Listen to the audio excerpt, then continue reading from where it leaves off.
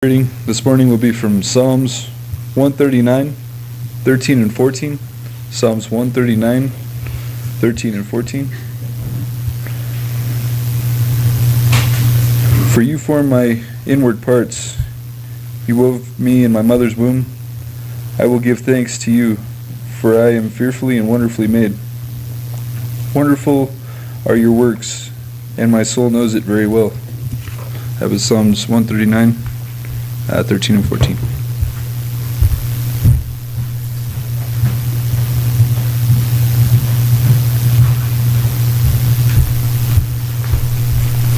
I want to say Happy Mother's Day as well, and I hope today is a good day for everybody, and maybe remembering the things that your mother has done for you, and as was mentioned, there's a lot of women who are mothers to many people, and it is deeply appreciated and very powerful. I thought I'd share with you something I found out recently. There was a woman named Ann Jarvis. I don't know if you've ever heard of her. She was born in 1832, and she lived in Virginia, and she had about a dozen children. And she became so interested in making sure that other children were also healthy.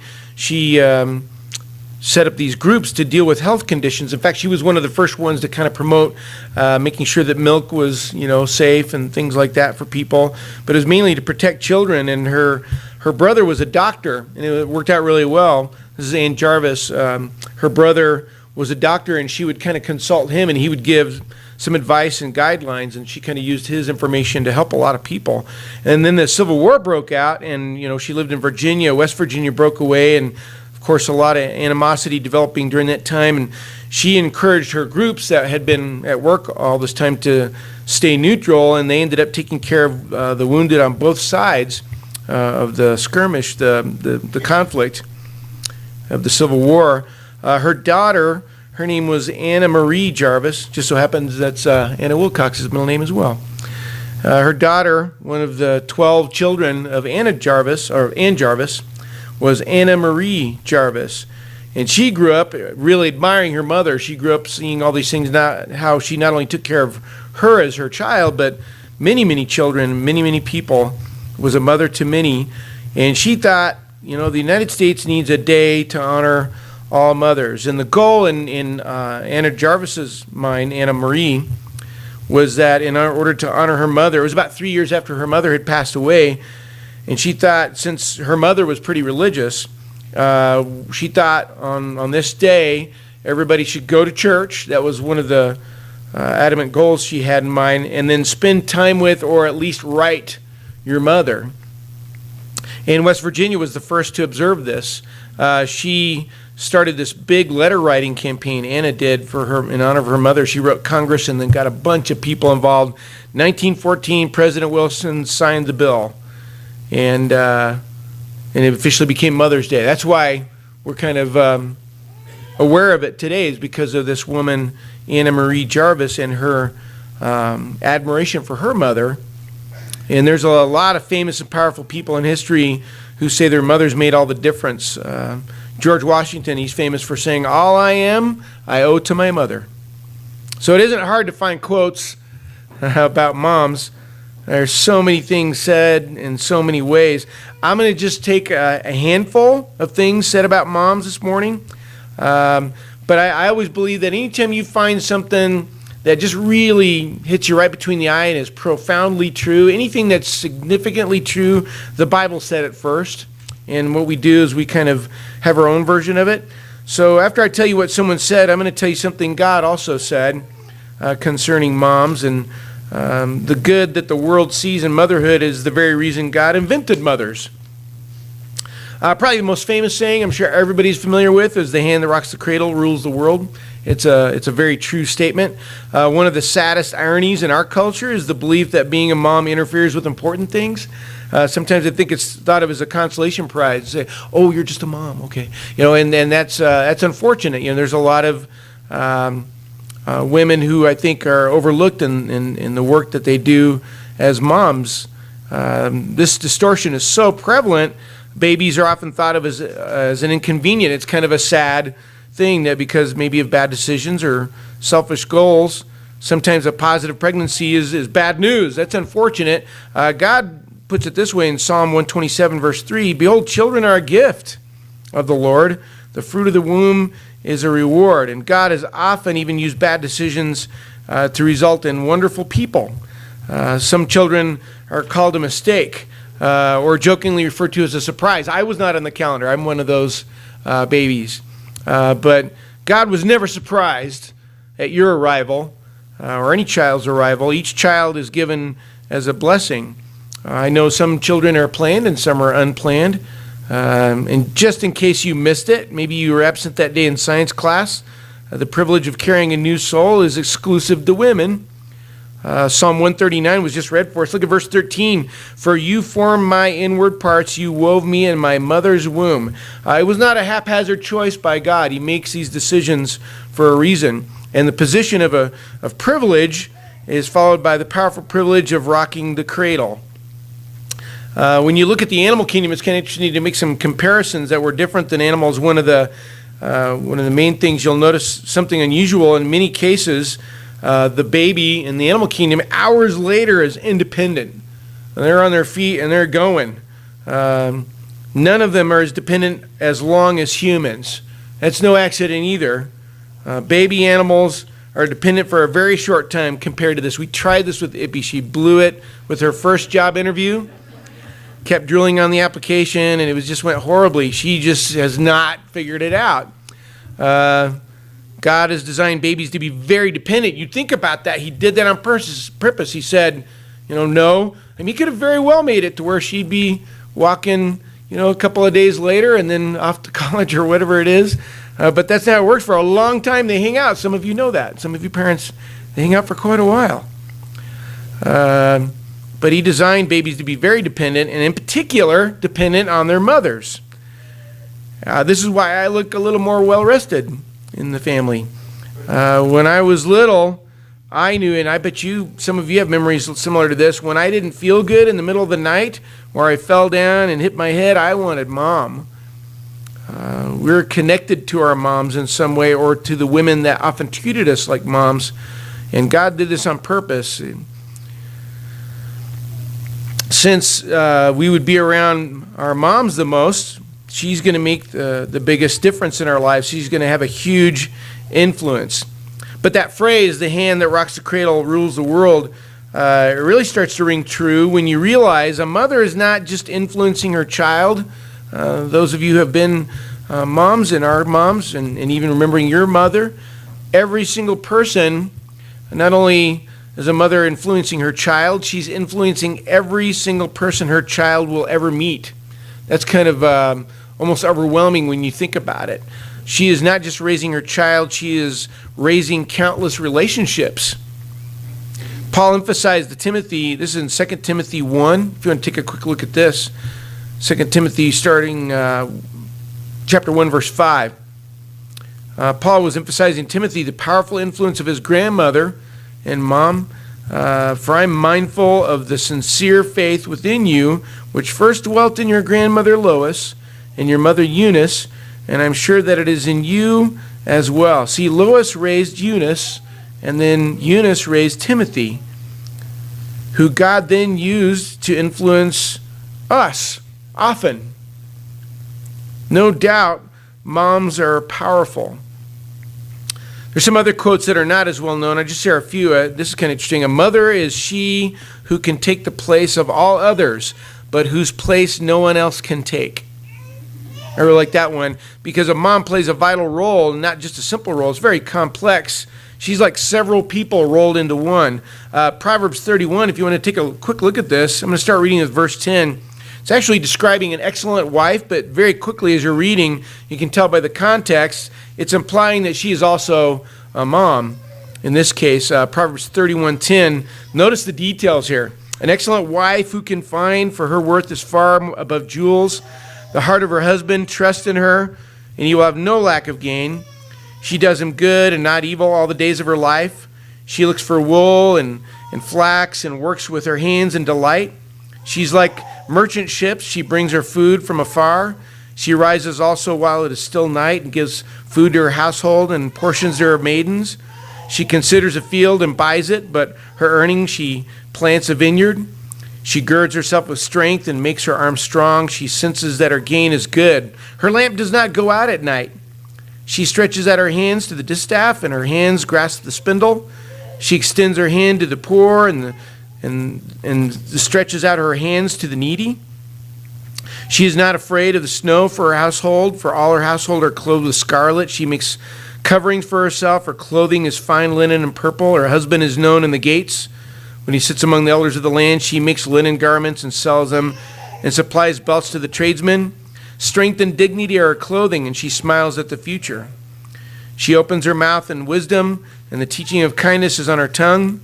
She looks well to the ways of her household, and she does not eat the bread of idleness. Her children rise up and bless her, her husband also, and he praises her, saying, "Many daughters have done nobly, but you excel them all. Charm is deceitful, and beauty is vain, but a woman who fears the Lord, she shall be praised. Give her the product of her hands, and let her works praise her in the gates." I'm exhausted just reading this. Every time I look at this, it's just so incredible, and I know that this is equivalent to what virtually every mother does. Being a mom quickly branches off into hundreds of directions. I got to mention, even moms will try to keep the daughter quiet while the husband's speaking. It's just an amazing list that goes on, which is a hard job. It's a hard job. And I often have appreciated it more and more as a newly married man and as a father. Being a mom is very, very complicated. And he designed moms, God designed them to be capable of accomplishing almost anything. Whereas most people major in one thing, moms major in everything. I like this one. It says, any mother could perform the jobs of several air traffic controllers with ease. I think that's true. They're capable of handling multiple responsibilities, but these responsibilities, it's like being air traffic controllers. Their decisions affect countless lives. One thing I've learned since being a dad is all these things get done way before I notice them. It's like magic. My wife has made me appreciate many things about women and moms in particular. I remember one of the hardest things to learn when you go to college is that absence of your mom. When just very briefly, I tell you, where I went to college, you had to quickly learn to monitor your laundry. You couldn't leave it unattended. If you left it in the dryer and somebody wanted the dryer, they could very well just take it out and drop it on the floor. You had to start all over again. And I went down one time, I got sidetracked with some homework or something else, and I got down there, and I'd forgotten about it. It'd been a couple hours. I went down there really quick, and I thought, oh, great, somebody's going to toss it in the corner or something. I went down there, and they were out of the dryer, and they were folded on top of the dryer. And I walked in, and I was like, Mom? Is she here? But she wasn't there. It was just, I don't know who it was to this day, but it made me appreciate her more. That's one of the first and hardest lessons you're going to learn, all the things your mom did for you. Sometimes we don't even notice it until they're not happening anymore. Came across kind of a strange quote, but I thought I'd include it. It says, motherhood is like Albania. You can't trust the descriptions in the books, you have to go there. That's kind of weird, but it made me realize I will never be able to go to Albania. Ever. In other words, there's no way I'll ever know what it's like to be a mom. Moms have a perspective on the world that eludes everyone else. They have a special insight, and if they belong to God, this is even more so. Proverbs 1, verse 8. Do not forsake your mother's teaching. Indeed, they are a graceful wreath to your head and ornaments about your neck. Proverbs 6, verse 20. Do not forsake the teaching of your mother. Bind them continually on your heart. Tie them around your neck. In other words, what you learn from your mother is more valuable than a gold medal. That's probably the best paraphrase for us.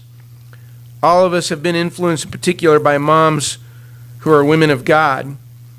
Either your mother or women who have become like your mother. There are many things I can trace directly back to things that my mom shared with me. In fact, recently at school where I teach, I was talking to the young men. We get together, just the young men and I taught them something that my mother taught me. We were talking about the importance of how to treat girls, and not necessarily to win them over, but to help them know that how they should be treated with respect. It's called chivalry, and we're always fascinated how it's not dead.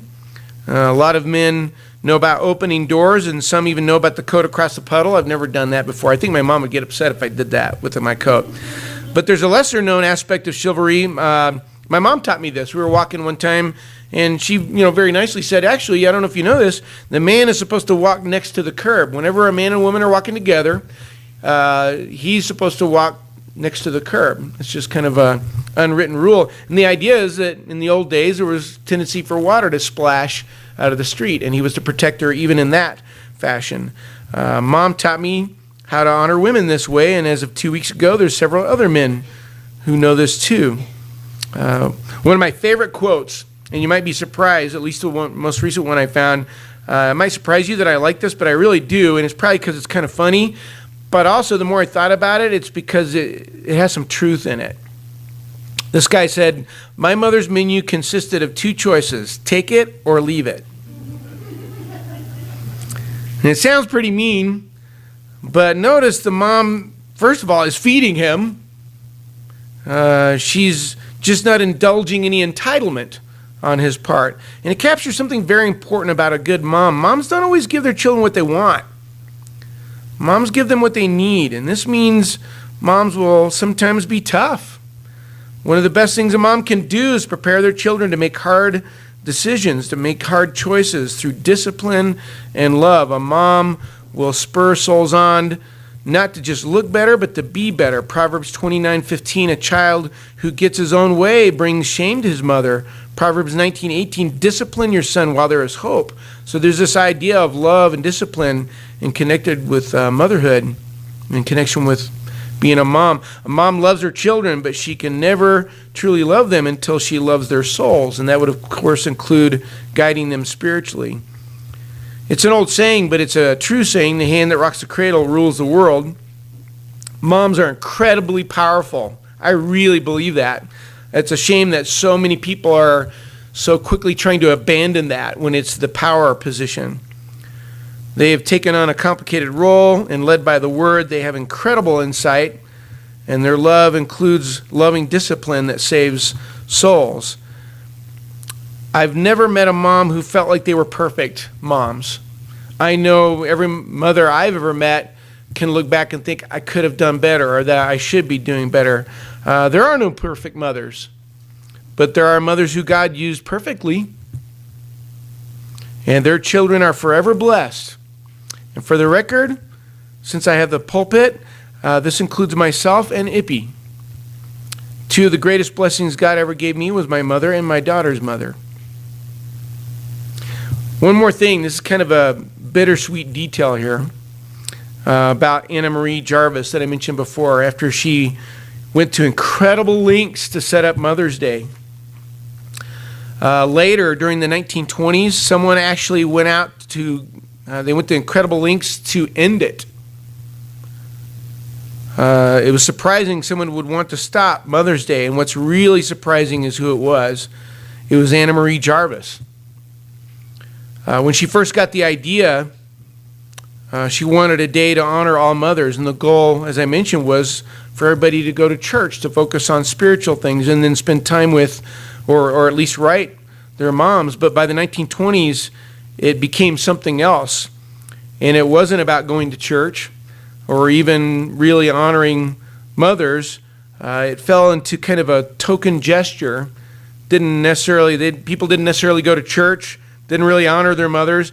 It became a business opportunity, and she saw this, and it was drowned out by commercialization, and Anna Jarvis became determined to stop it. That really startled me when I was looking this up. The very person who set up Mother's Day tried to end it because of what it became, because the world had taken her idea and made it into something shallow. She had intended it to be a day focused on your spiritual condition and focused on the profound power of mothers. And it became something far less, and so she tried to end it. I thought about not telling you that part. I did. But knowing the whole story, I think, is important. I think it might help us protect what this day is really about, what it was meant to be. If you're not careful, the world will take your treasures and trivialize them.